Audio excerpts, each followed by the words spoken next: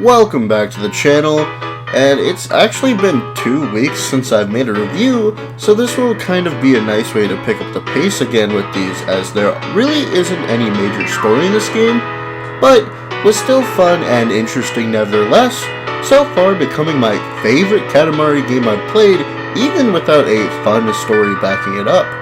Let's get to the basics.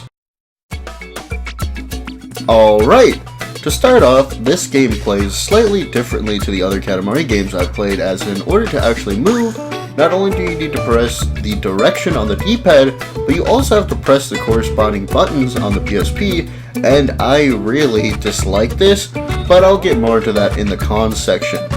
If you haven't played a Katamari game before, the main goal of the game is to roll up objects and get to a certain bigness before the time that the king gives you runs out. For the most part, you can just get away by doing that, but you are given a score at the end that is determined by what the animals who commission you to make an island, in this game only, specifically want out of it. Some ask you to pick up specific things such as hot, cold, rich, pretty, big, or otherwise, and that gets calculated into your score at the end, and sometimes you can roll pretty much everything in the levels and still get a horrible score. You may ask the reason why you want a good score in the first place. Well, anything above 80 and you'll be able to go into that level and try out endless mode, which, as it says, lets you endlessly roll up stuff without a time limit, even being able to pick up and keep the presents you roll as well as the cousins, which I'll explain now. Basically, the presents are just little equipment things that you can wear, and the cousins are essentially different characters you can be, but it's all just cosmetic as far as I'm aware. There is multiplayer with up to 3 players being able to enter your island, though only one person can challenge you at a time. There is a very small story beat at the beginning that I should probably explain, mostly to show off more of this game's amazing visuals. Like how most of these games start, the royal family is having some sort of fun. In this instance, they're having a pretty sweet summer vacation, doing summer stuff like swimming in the ocean.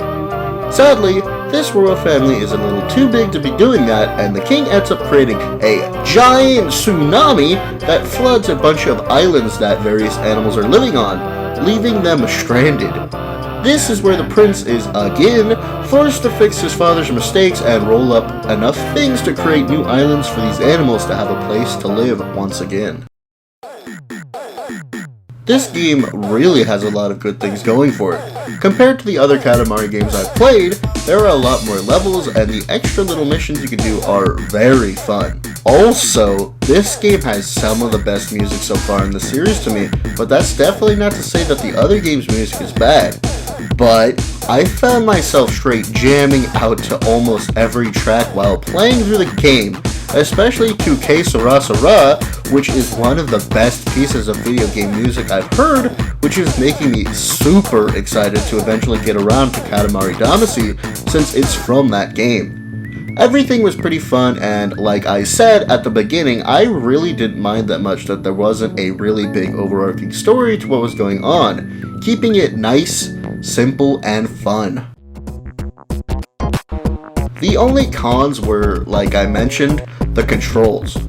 Very little wonky and unnecessarily complicated, needing to push the buttons as well as the D-pad. I mean, I can see why they needed to do this, and it's nothing too detrimental, more so just annoying. Cause I don't know if I was just dumb or something, but I could not roll left for whatever reason, and doing so would just make me roll right. And when I would intentionally roll right, it would just still go right. So I don't know if it was maybe just me emulating it or what. I'd suggest, if you do end up emulating for one reason or another, to switch all the buttons to the corresponding D-pad directions. It made everything a whole lot easier, but you will have to switch X back and forth in order to accept requests and stuff. This is a definite must play if you like the Katamari games or just started with the Switch remake of Damacy, as it's just pure fun all the way through, with a surprisingly large amount of content, considering I put in around 6 or so hours to beat this game, maybe only messing up 1 or 2 levels. And then beautiful Katamari for the 360 was only like 3 or so hours to beat. Either way, both were fantastic, so I'm not complaining too much. Hope you enjoyed, and see you next video.